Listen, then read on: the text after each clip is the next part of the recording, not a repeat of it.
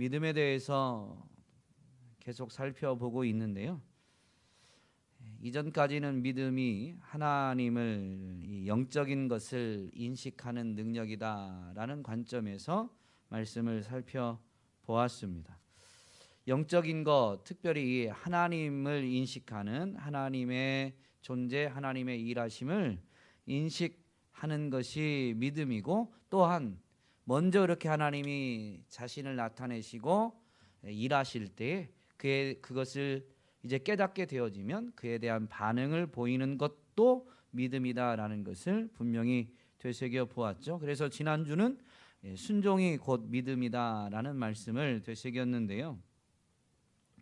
이 믿음이 순종까지 분명히 이어지지만 분명히 영적인 것을 인식하는 능력인데, 하나님을 아는 것만이 인식하는 영역에서 믿음의 전부는 아닙니다. 하나님을 바로 알면 그 하나님 앞에서 자신을 이해하는 것도 바로 믿음입니다. 예수님은 제자들에게 하나님 나라를 가르치실 때 제자들의 정체성에 대해서 마태복음 5장 13절로 15절 말씀에 보면 너희는 세상의 소금이다, 세상의 빛이다 라고 이렇게 말씀하셨습니다. 선포죠. 믿는 자들은 세상의 소금이고 세상의 빛이다 라고 그 믿는 자들의 정체성에 대해서 분명히 선포해 주셨습니다. 하나님을 바로 알면 이제 자신을 이해하게 되는데, 자신이 어떤 존재인가라는 것을 이해하게 되는 것이죠.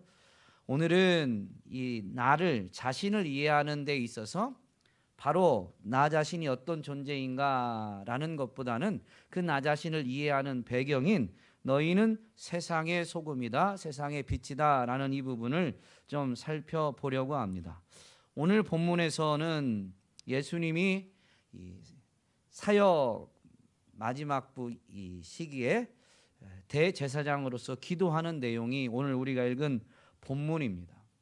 그런데 이 기도 내용에 보면 하나님 앞에 오늘 15절에서 보니까 내가 비옵는 것은 하면서 그들을 세상에서 데려가시기를 위함이 아니요, 이 그들은 바로 예수님의 제자들, 즉 예수님을 믿는 자들을 말하는 건데, 그들을 이 세상에서 이제 그들이 예수님을 믿고 정말로 대속의 은혜를 입어서 구원을 얻은 거죠. 구원받은 그들을 이제 이 세상에서 데려가시기를 예수님이 구하는 게 아니다라고 말씀하시면서 다만 악에 빠지지 않게 보전하시기를 위함이니이다 라고 이렇게 기도하면서 이제 제자들을 향한, 그들을 향한 이 예수님의 기도의 내용에서 나타나는 사역이 또 나오는데, 18절에 보면 아버지께서 나를 세상에 보내신 것 같이 나도 그들을 세상에 보내었고 그들을 위해서 내가 나를 거룩하게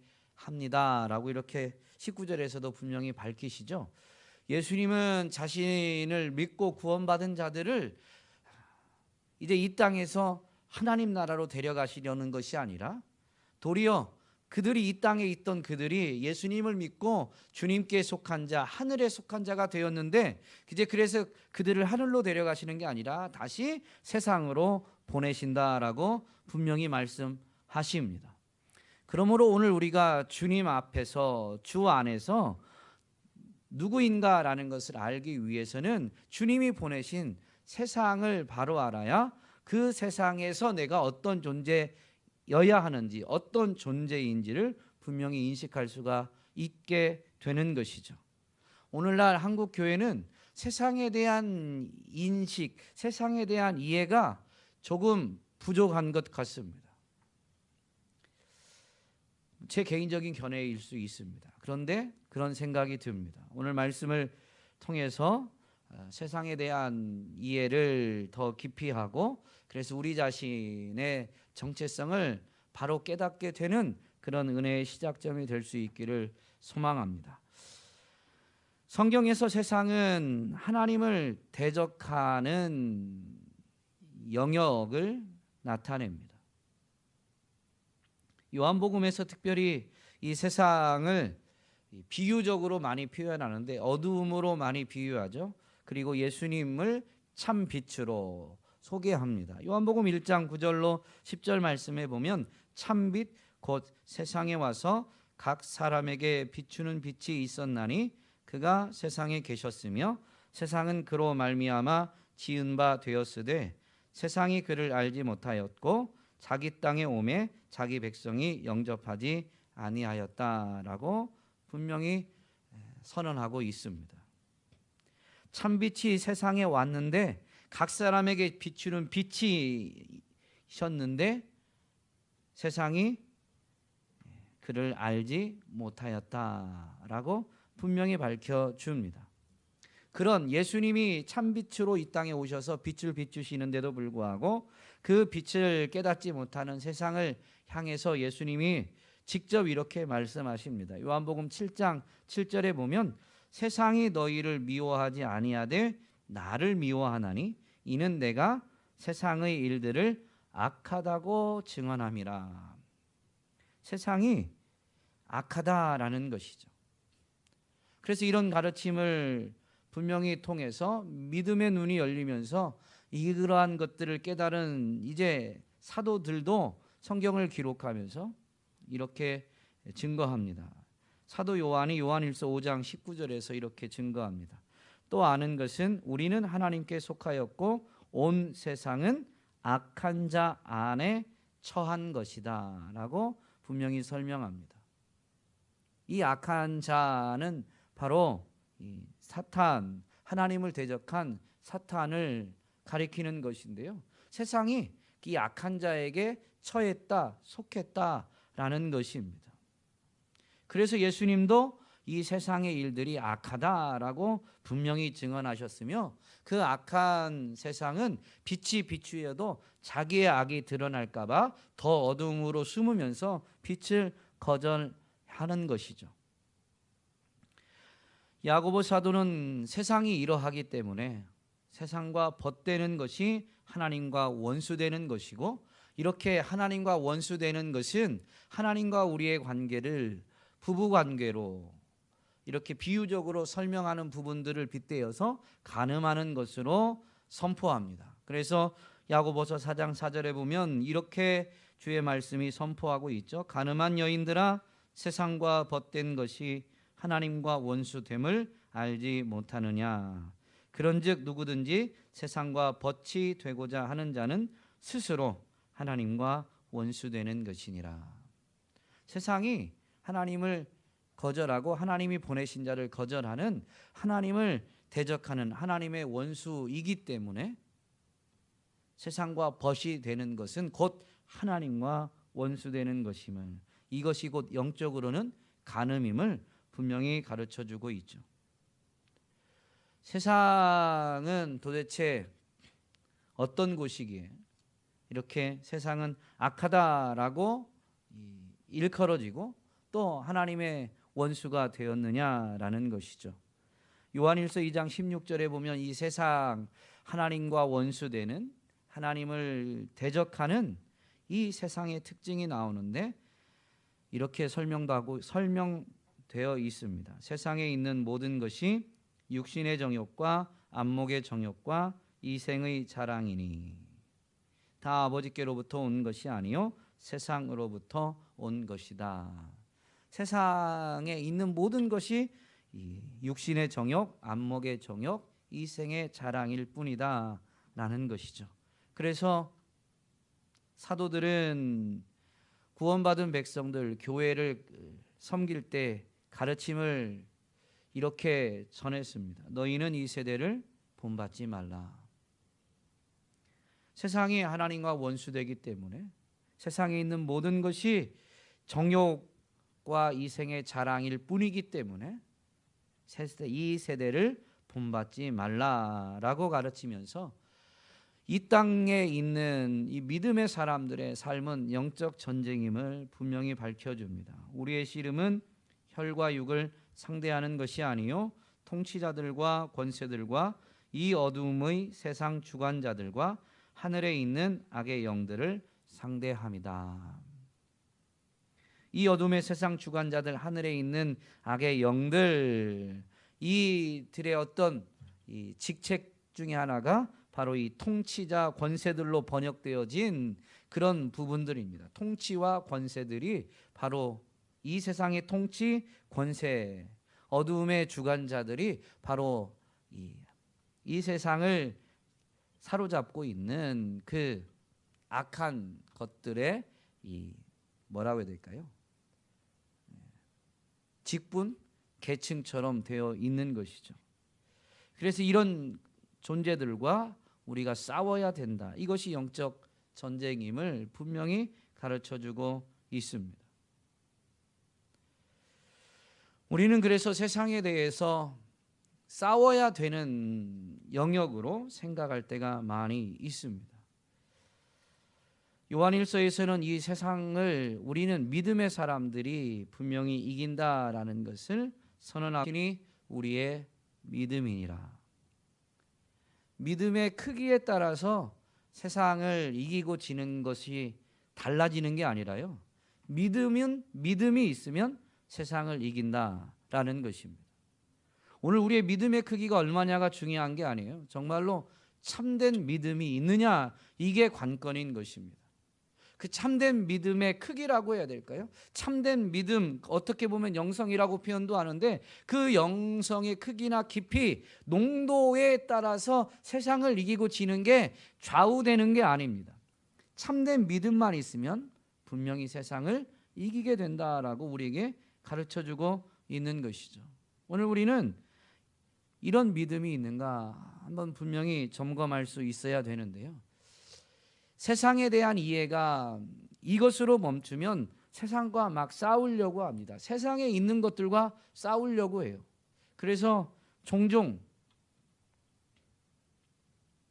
뉴스에 보면 이 절이나 이런 데 가가지고 좀 과격한 행동을 하는 이 뭐라고 표현해야 될까요?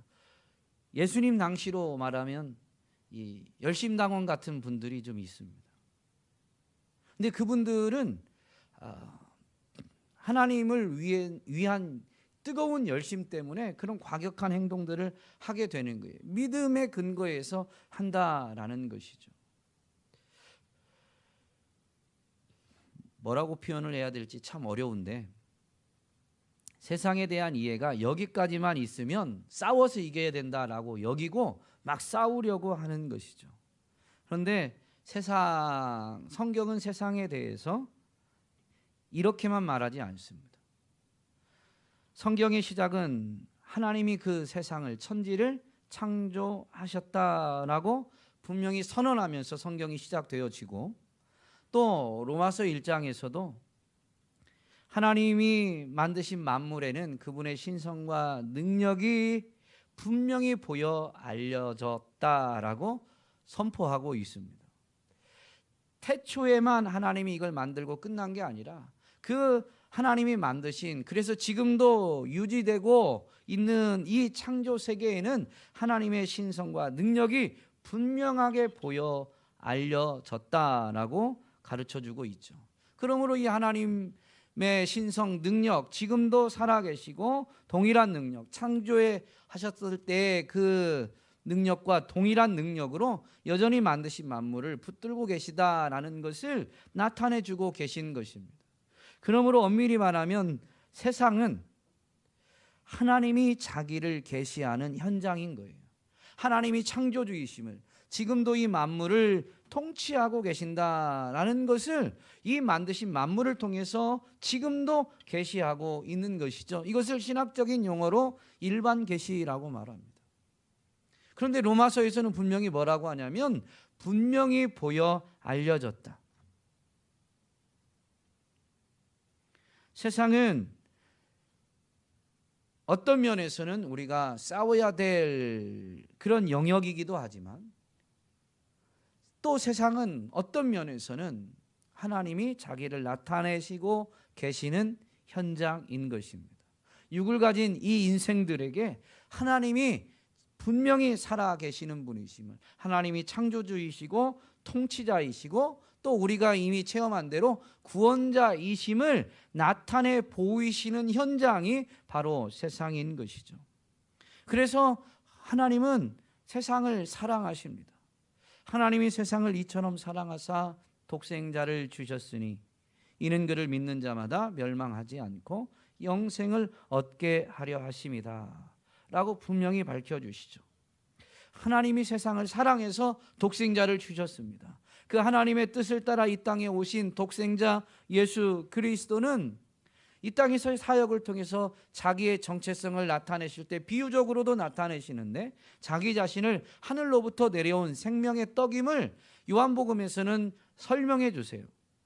오병이어의 이적을 통해서 예수님이 하나님으로부터 오신, 하늘로부터 내려온 참 생명이 되시는 떡이심을 비유로 설명하면서 이렇게 말씀하십니다. 하나님의 떡은 하늘에서 내려 세상에 생명을 주는 것이니라. 예수님은 세상에 생명을 주십니다. 하나님이 이렇게 사랑하시기 때문에 예수님도 그 하나님의 사랑, 하나님의 뜻을 따라서 세상에 생명을 주러 오신 것입니다.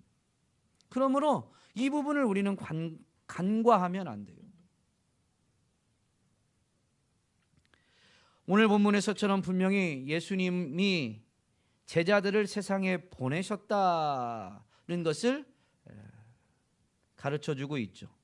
세상에 속하지 아니한 자들입니다. 이들은 하나님께서 예수님께 맡긴 자들, 그래서 예수님의 소유, 예수님 안에 거하게 된 자들입니다. 분명히 세상에 속한 자들이 아닙니다.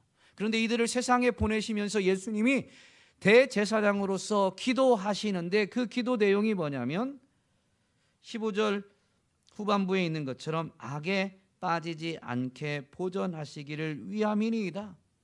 세상은 분명히 예수님이 사랑하고 생명을 주시고자 하지만 그 세상은 악이 가득한 곳인데, 그 악이 가득한 곳에 제자들을 보내면서 그 악에 빠지지 않도록 지금 예수님이 도리어 기도하시고 계신 것이죠.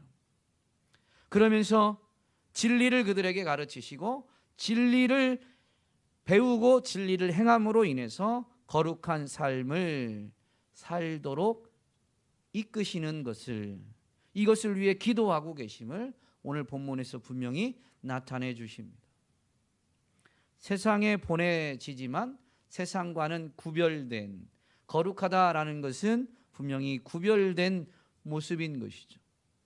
삶을 살도록 예수님이 기도하신다라는 것입니다.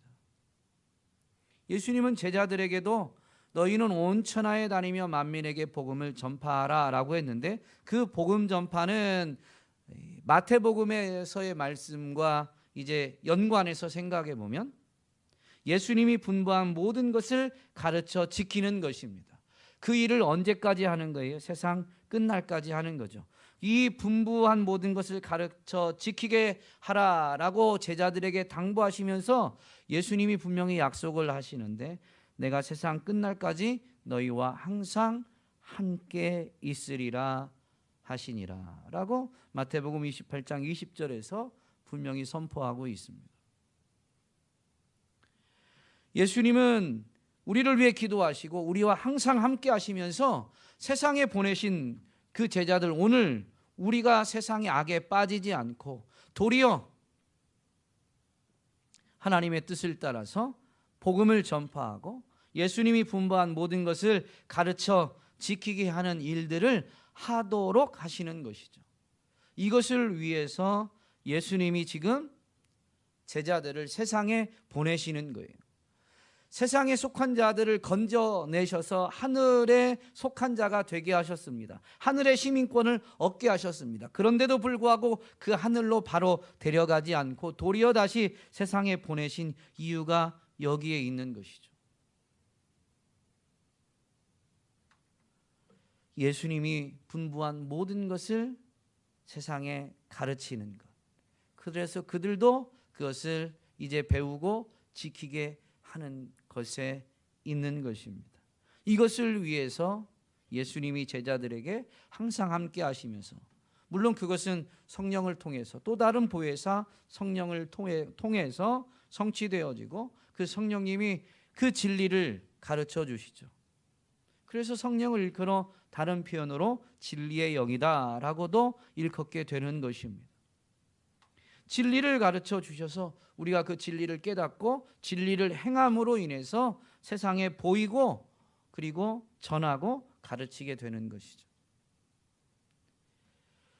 그렇다면 세상의 이 양면성을 우리는 간과하면 안 되는데요. 우리가 싸워야 될 영역도 세상임과 동시에 하나님이 자기 자신을 나타내시는 현장, 그래서 사랑하시고 지금도 여전히 통치하시면서 우리로 하여금 그 주님을 증거하도록 보내시는 현장이 바로 세상이다라는 것을 잊으면 안 돼요. 싸우려고만 한다면 세상이 그 물리적인 과격함 때문에 하나님을 볼 수가 있겠습니까?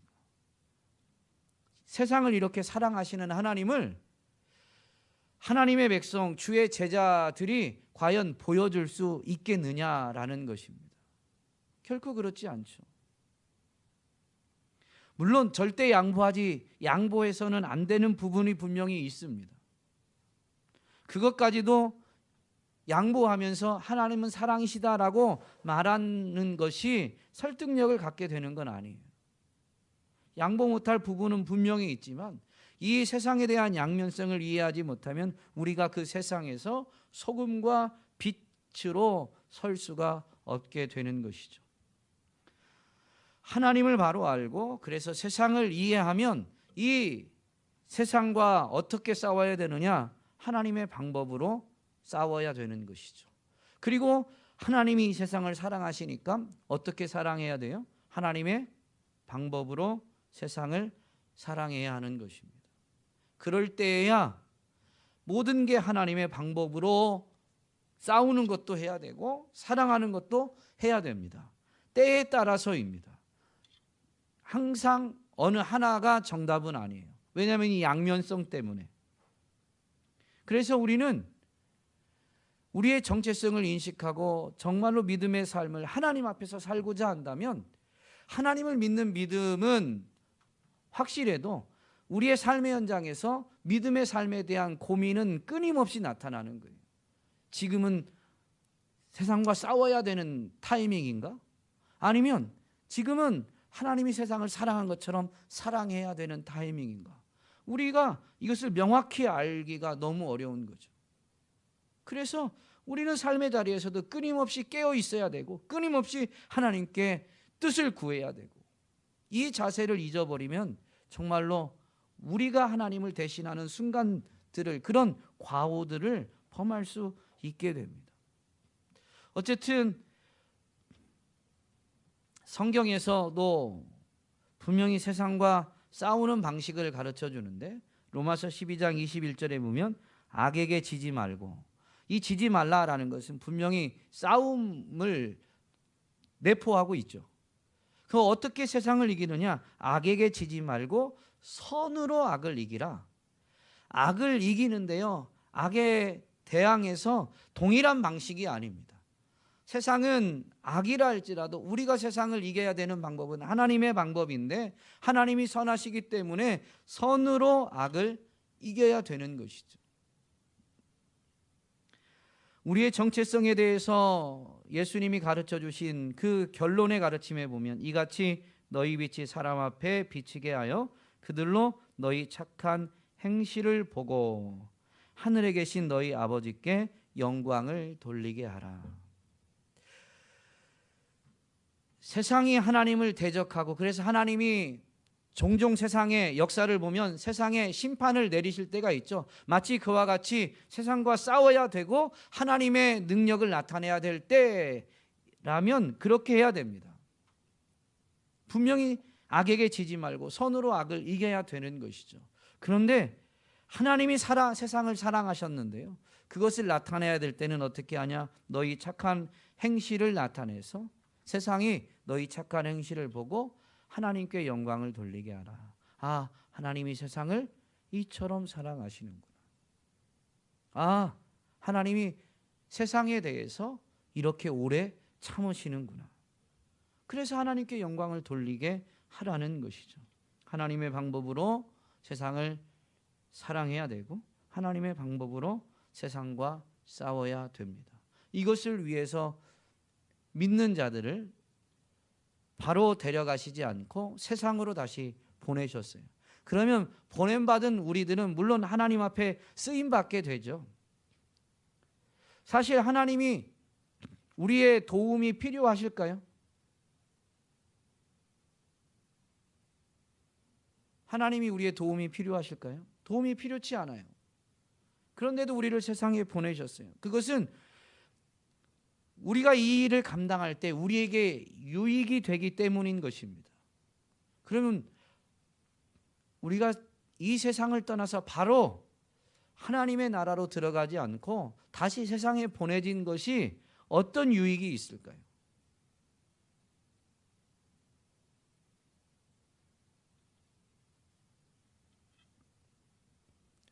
예수님의 말씀에 보면 예수님은 믿는 자들을, 제자들을 세상에 다시 보내시는데 제자들에게 하신 주님의 말씀을 보면 분명히 예수님을 미워하기 때문에 세상에 속한 자가 아니고 예수님께 속하면 그들은 세상에 미움을 받게 될 것을 분명히 말씀해 주십니다.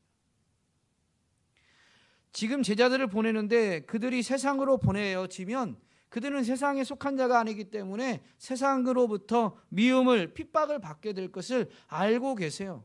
그러면 지금 우리를 향하신 하나님의 그 계획, 우리를 향하신 하나님의 뜻이 뭐예요? 외형적으로는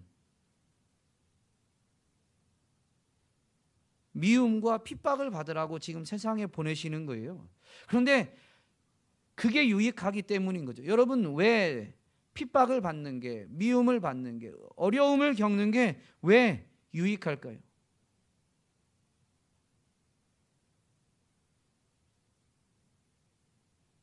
이것이 깨달아지고 사실 이것을 볼 수 있어야 믿음의 삶을 더 열심히 살아낼 수 있습니다.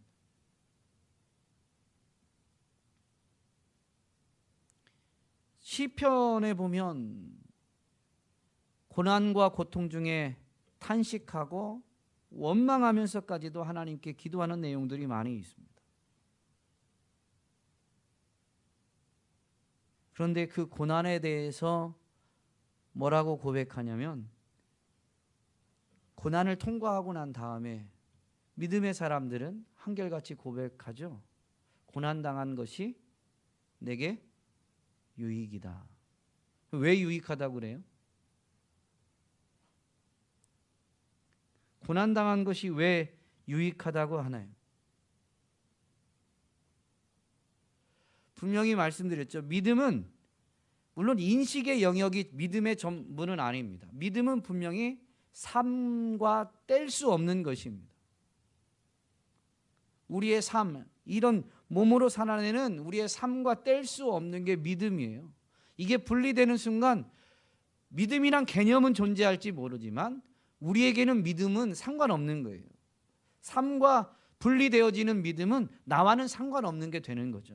믿음은 삶과 뗄 수 없습니다. 근데 우리 인생이 영적인 존재로 지음받으면서 이 뭔가를 인식하고 사고하는 능력을 하나님의 형상을 따라 지음받으면서 갖게 되었죠. 그래서 믿음의 영역에 이런 인식하는 부분, 사고하는 영역이 있습니다. 그런데 이 인생이요, 고난을 당하지 않으면 삶에 대해서 고민하지 않습니다. 자신을 돌아보지 않아요. 삶에 대해서 고민하지 않아요. 보이지 않는 것에 대해서 생각하려고 하지 않아요. 그런데 고난을 닥치면 내 눈으로 본 것, 내가 직접 몸으로 겪은 것, 그것으로 다 이해되지 않는 영역이 있거든요. 그래서 이제 고민하기 시작하는 거예요. 자기 힘으로 해결할 수 없고 자기 지식으로 이해되지 않는 일들을 만나게 되면서 인생은 드디어 고민하기 시작하고 자기가 볼 수 있는 너머의 영역을 인정하기 시작하고 그래서 그 영역, 즉 자기가 볼 수 있는 영역 너머에 계신 하나님의 일하심을 이제는 깨닫기 시작하는 것이죠.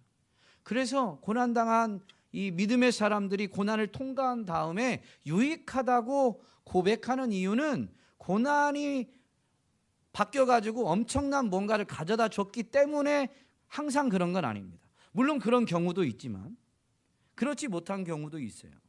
그런데도 불구하고 고난을 통과하고 나면 믿음의 사람들은 유익하다고 한 이유는, 유익하다고 고백하는 그 이유는 하나님을 알게 되었기 때문에, 이전에 아는 것보다 자기 지식의 한계 안에서 알던 것을 넘어서서 하나님을 알게 되었기 때문에 하나님을 알았다라는 것 때문에 유익하다고 하는 것이지, 고난 자체로 인해서 고난을 겪은 것에 대한 어떤 대가가 정말로 유익해서 유익하다고 말하는 게 아닙니다.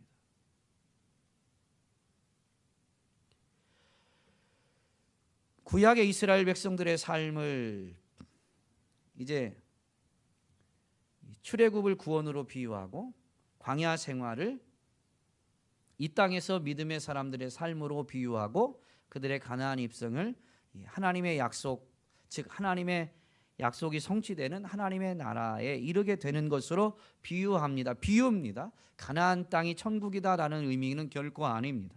비유인데요, 이 광야 생활 동안 하나님이 이스라엘 백성들에게 길이 참으실 뿐만 아니라 그들을 뭐라고 해야 될까요?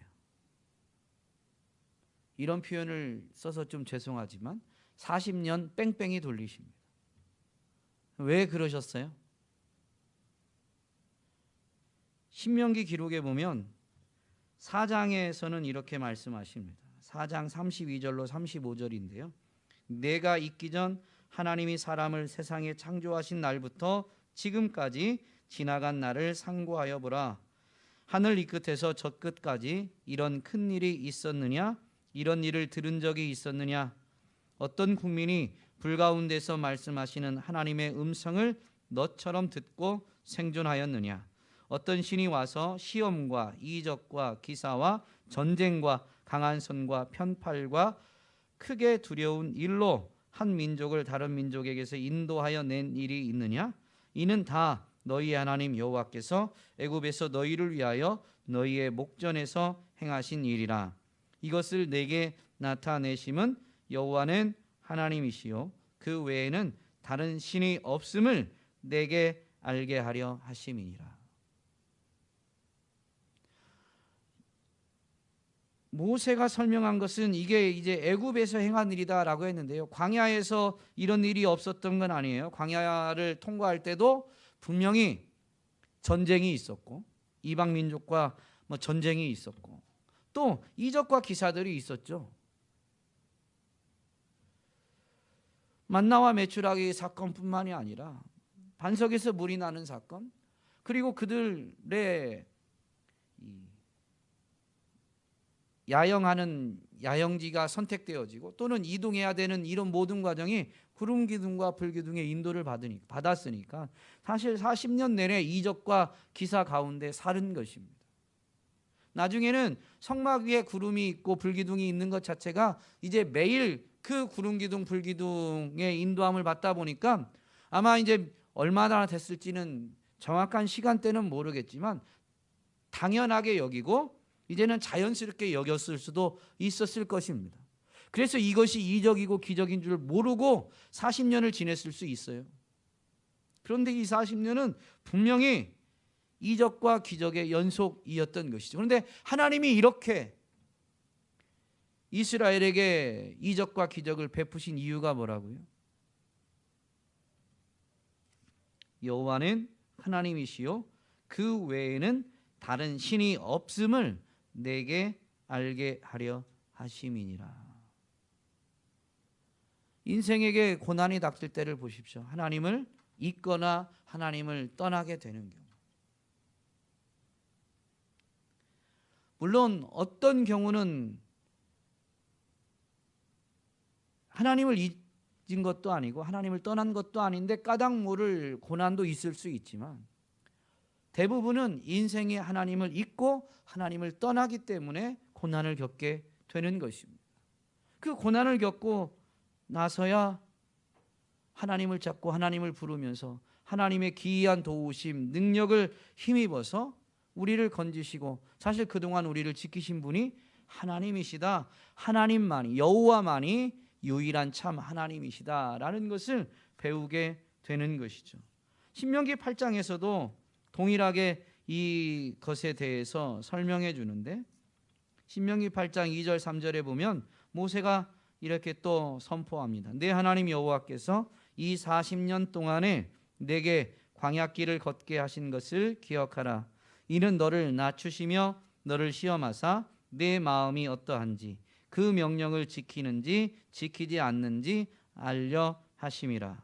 너를 낮추시며 너를 줄이게 하시며 또 너도 알지 못하며 내 조상들도 알지 못하던 만나를 내게 먹이신 것은 사람이 떡으로만 사는 것이 아니요 여호와의 입에서 나오는 모든 말씀으로 사는 줄을 내가 알게 하려 하심이니라.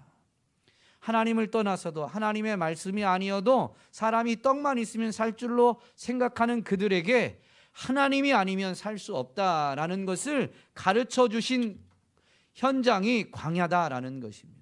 이것을 40년 동안 가르쳐 주신 거예요.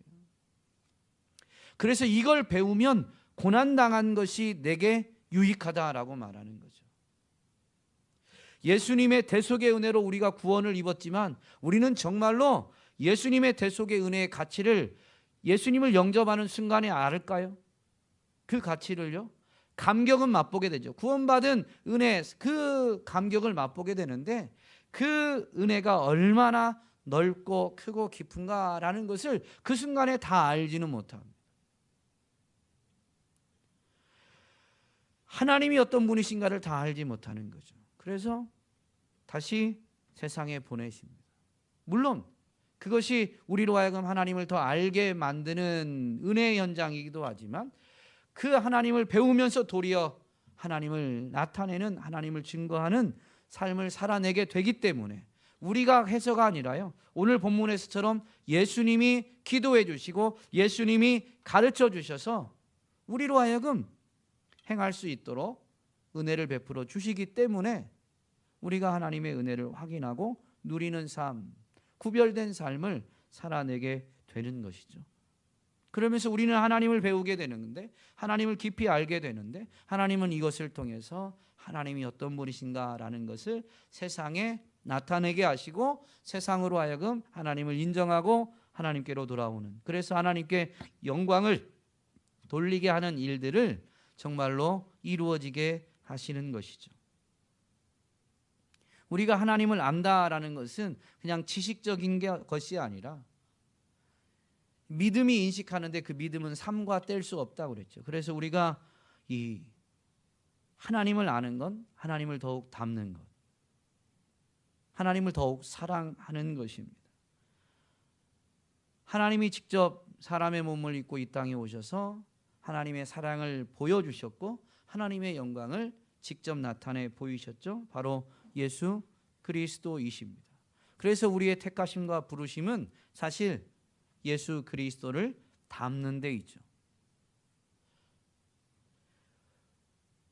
구원받은 우리는 이제 영원을 살아가는데 그 영원을 위한 준비를 조금 더 하고 그 영원을 더욱 영광스럽게 살 수 있도록 하나님이 기회를 더하여 주시는 것이죠.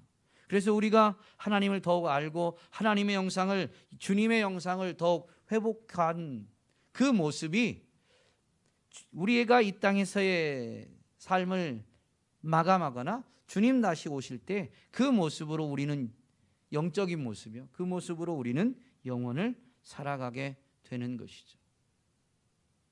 그러므로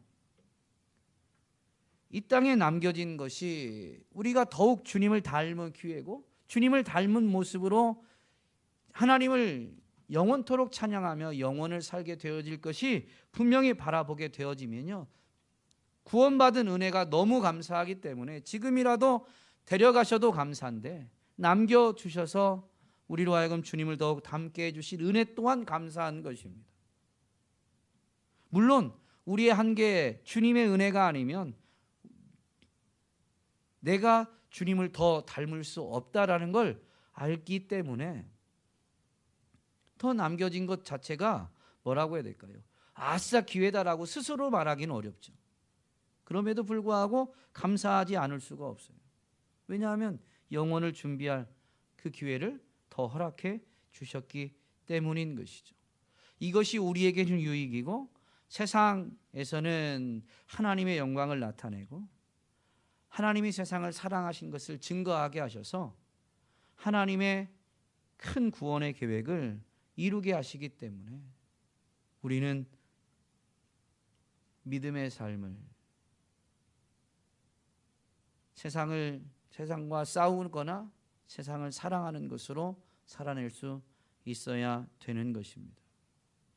오늘 우리는 분명히 이 땅에 남겨졌지만 이 땅에 보냄을 받았지만 이 땅에 속한 자는 아닙니다. 때에 따라서 하나님의 방법으로 세상과 싸워야 됩니다. 그 하나님의 방법으로 세상과 싸울 때 결코 지지 않습니다. 믿음이 세상을 이깁니다. 난 믿음이 약해서 아니요. 믿음만 있으면 하나님이 예수님이 세상보다 크신 분이고 이미 세상을 이기셨기 때문에 믿음만 있으면 이기게 되는 거예요. 또한 그 믿음은 하나님이 세상을 얼마나 사랑하셨는가라는 것을 깨달아 알아서 하나님의 마음, 하나님의 방법으로 세상을 사랑하는 것이죠. 오늘 저와 여러분이 그 때를 온전히 분별하면서 하나님의 뜻에 따라서 세상과 맞서 싸우기도 하고 그래서 하나님의 승리를 확인하시고 또 하나님의 마음을 알아서 하나님의 방법으로 세상을 더욱 사랑할 수 있는 저와 여러분이 될 수 있기를 간절히 소망합니다.